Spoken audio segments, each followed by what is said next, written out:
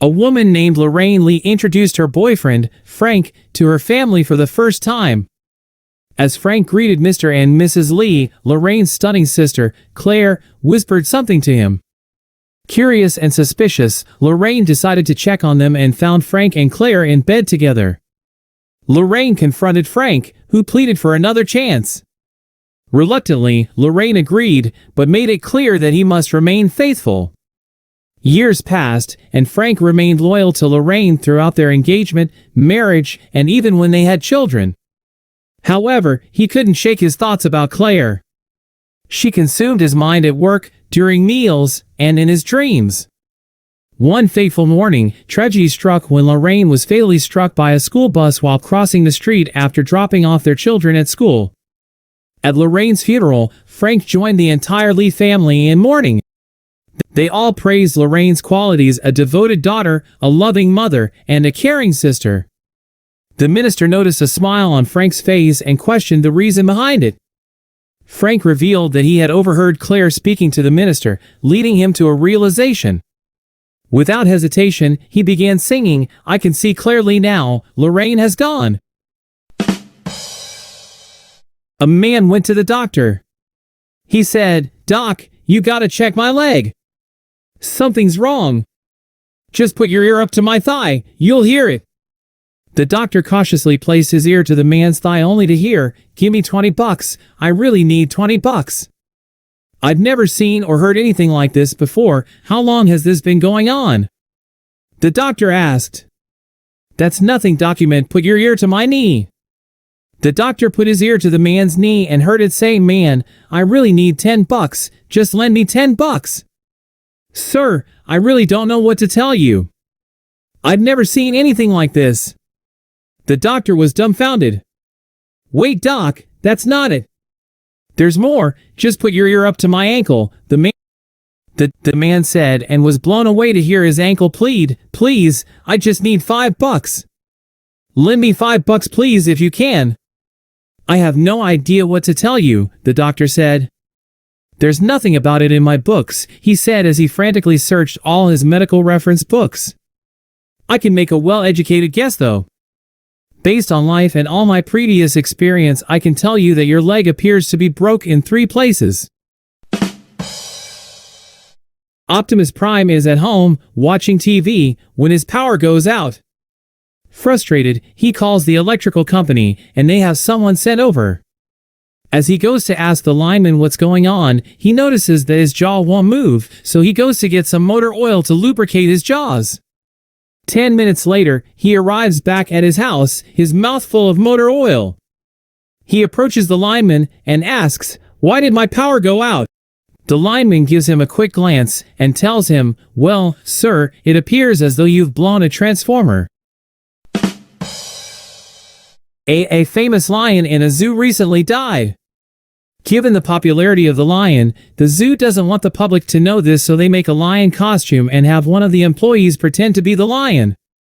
The employee is very afraid since he would be pretending to be a lion among other lions. If he is found out, the other lions could easily tear him to shreds.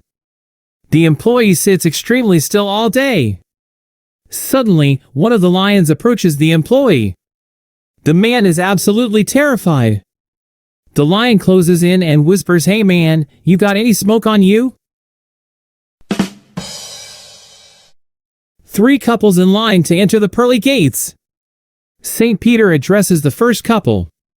He reads from the big book and finally looks up at the man and says with a dripping sarcasm, "You want to get into heaven? You were the cheapest son of a gun who ever lived. You didn't give to charity.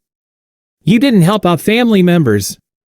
You were so obsessed with money, you married someone named Penny. Get the hell out of here." The couple instantly fall through the clouds, disappearing for eternity.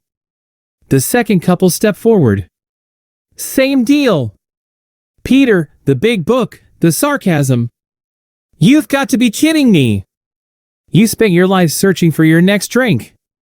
Your kids hate you. You couldn't hold a job.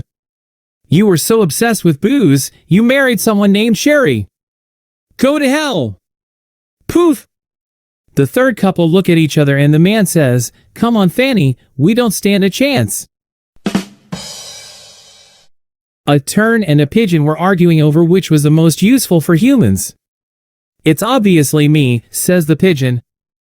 "I can carry messages for them." "But they invented telegraphs and have phones and internet now," the tern remarked, "so you're not really all that important anymore." "I, however, will always be useful." "Huh? What can you silly terns do?" laughed the pigeon.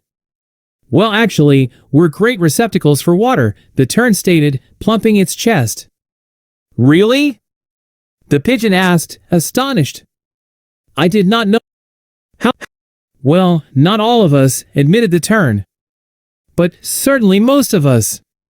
"Really? Only most of you?" asked the pigeon. "Yeah. Only us cis terns."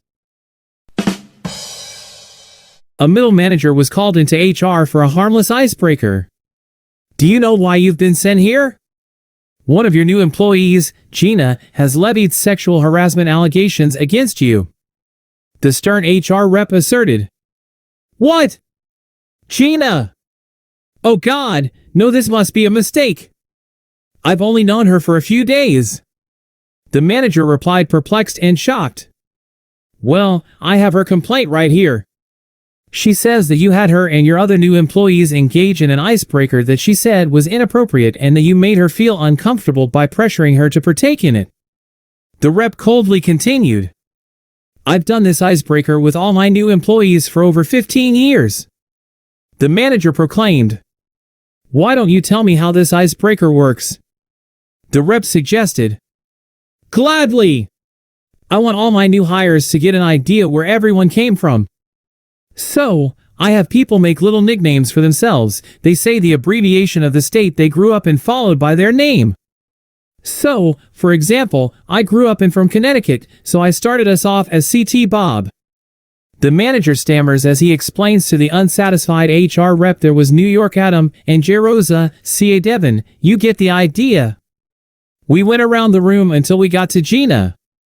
She said she didn't want to play and I thought she was just being shy, so I kept insisting she did. I eventually let her skip after she kept refusing, but I had no idea Gina felt uncomfortable, let alone sexually harassed."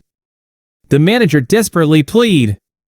The HR rep looked down at the complaint again, cracked a smile, and said, "Well, Bob, maybe it's because Gina grew up in Virginia. Once there was a loan officer named Patty Mac who worked at a large bank. One day, a frog hopped into the bank and asked to borrow some money. Mac thought she could get rid of him by asking for collateral. The frog left, then a few hours later, hopped back in with a plastic figurine of Mick Jagger. "Will this work?" he asked. "It's a statue of my dad."